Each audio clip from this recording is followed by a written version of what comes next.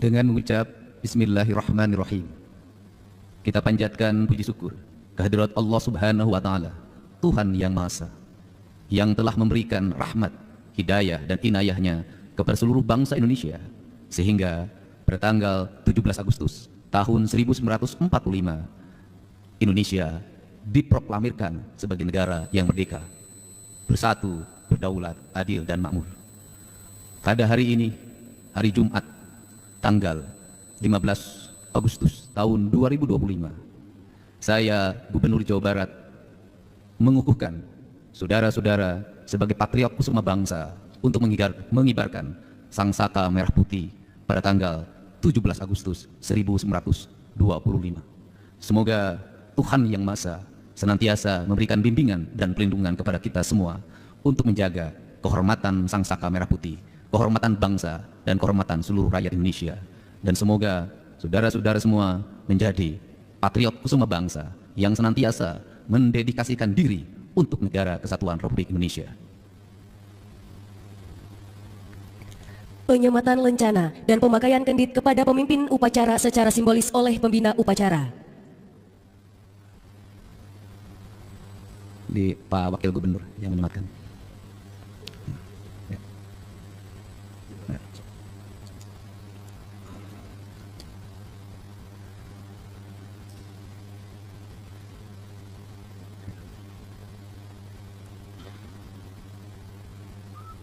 Diikat.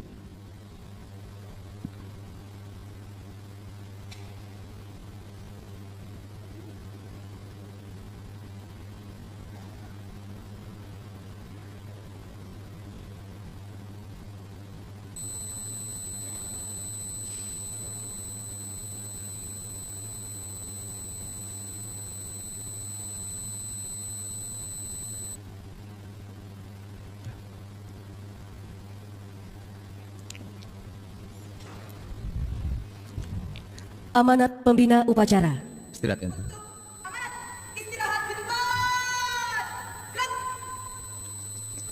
Assalamualaikum warahmatullahi wabarakatuh. Sampurasun. Saudara Wakil Gubernur Jawa Barat yang saya hormati Ketua DPRD Provinsi Jawa Barat, Kapolda Jabar, Wakajati Jabar, yang mewakili Pangdam 3 Siliwangi, Pamen Ahli Pangdam 3 Siliwangi yang hadir pada kesempatan pagi hari ini, Saudara Sekretaris Daerah Asmin Gartab 3 Bandung, ada Bupati Bandung Barat, para perangkat daerah di lingkungan pemerintah Provinsi Jawa Barat, para pengurus Purna Paskibraka, Direktur Utama PT KCIC, Direktur Utama PT Bela Putra Intiland, para undangan, orang tua dari petugas upacara yang akan mengibarkan sangsaka merah putih yang dilangsungkan pada hari Minggu 17 Agustus 2025.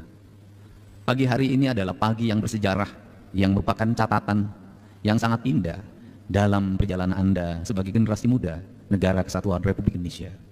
Generasi muda Jawa Barat, dari sekian banyak orang yang mengikuti seleksi, Anda semua adalah orang-orang, siswa-siswa, para kesatria terpilih untuk mengibarkan sangsaka merah putih. Simbol pengibaran adalah merupakan hal yang menjadi kelaziman dalam kehidupan berbangsa, berbudaya, dan beragama.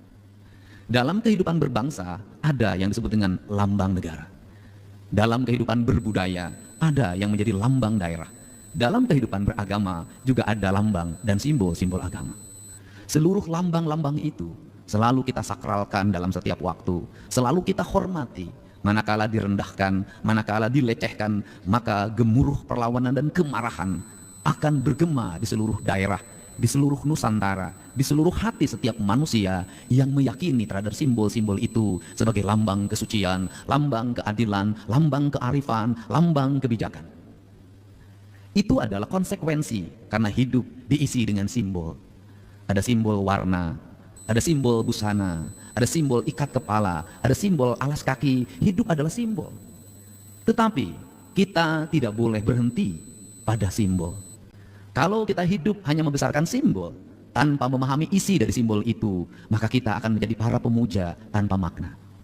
Tetapi simbol adalah lambang yang di dalamnya terkandung makna filosofi yang mendasar tentang makna merah, tentang makna putih, tentang makna keberanian berkorban, tentang makna mengabdikan diri totalitas, kata orang Sunda, tiluhur sausap rambut dihandap saibas dampal, buk salambar getih satete, semuanya adalah dibaktikan bagi negara kesatuan Republik Indonesia.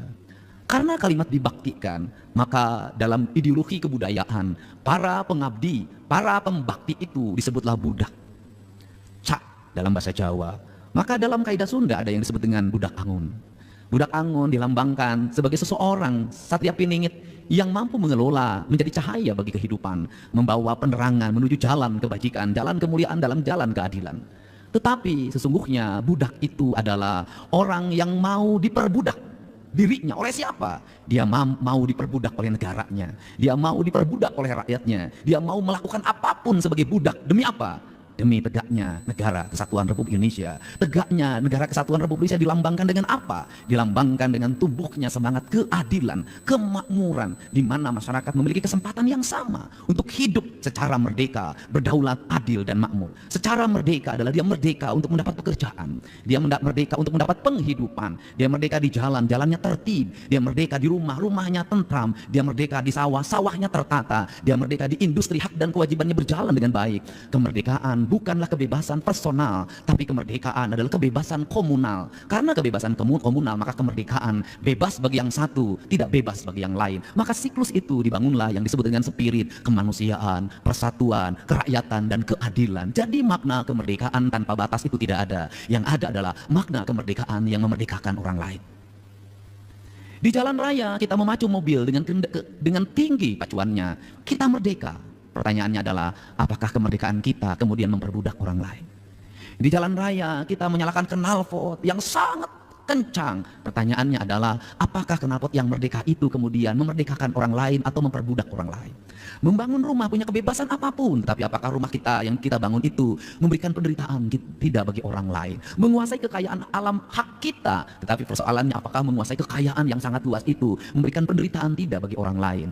Kemerdekaan tidak bisa ditafsirkan secara sepihak. Kemerdekaan harus ditafsirkan secara kolektif. Dalam semangat apa? Dalam semangat konstitusi negara yang diatur dalam Undang-Undang Dasar 1945.